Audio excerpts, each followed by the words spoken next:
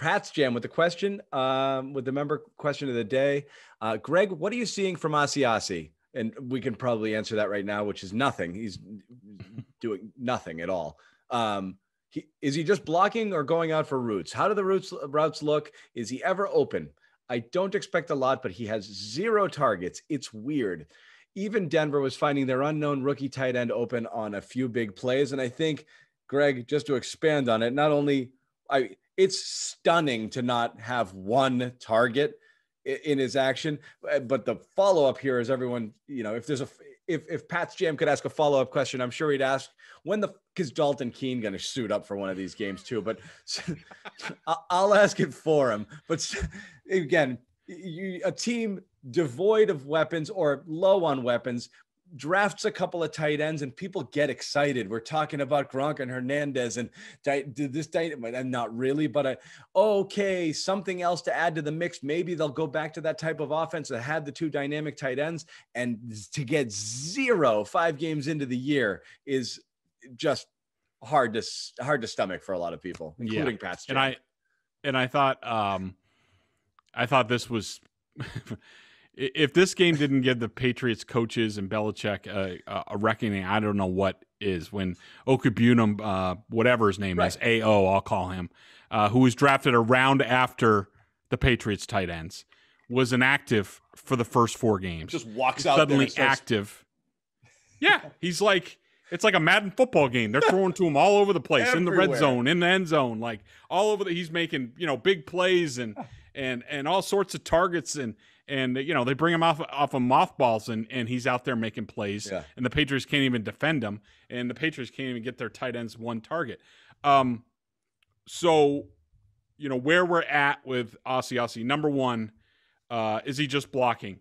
Pretty much. He will leak out on a pass. Occasionally he will run a pass route, but I'm telling you, there had to have been about a dozen examples so far this year where Devin Asiasi is wide open. I mean, nobody even within 10 yards of him, and they won't throw him the ball. And so there's that. So he is open.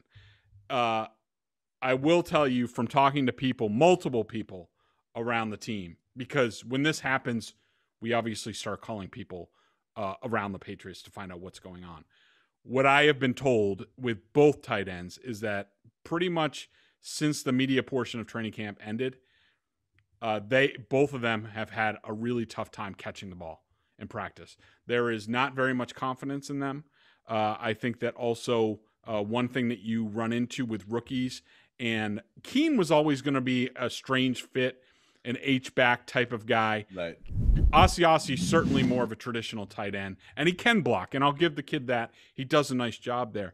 But when you deal with tight ends, when you deal with young players, you're talking about they're going to encounter adversity at some point in time.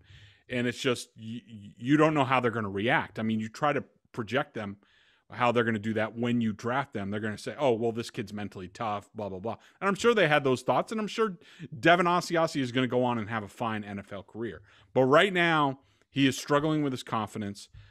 You talk to some NFL scouts who looked into him, and I've texted a few, and they say, I'm not surprised. When things got tough at Michigan, the kid just gave up and transferred to UCLA, where anybody can play and anything goes. He couldn't play for Harbaugh, but he can go and play for Chip Kelly at UCLA. They're like, that's all you need to know. Now, do I think that's completely fair? No, but I think it's certainly part of the discussion. And it's going to be on Devin Asiasi to change the narrative around here, because if he doesn't get with it, if he doesn't prove himself on the practice field by catching the ball, and maybe now that the Patriots will actually have practice, maybe he will do that.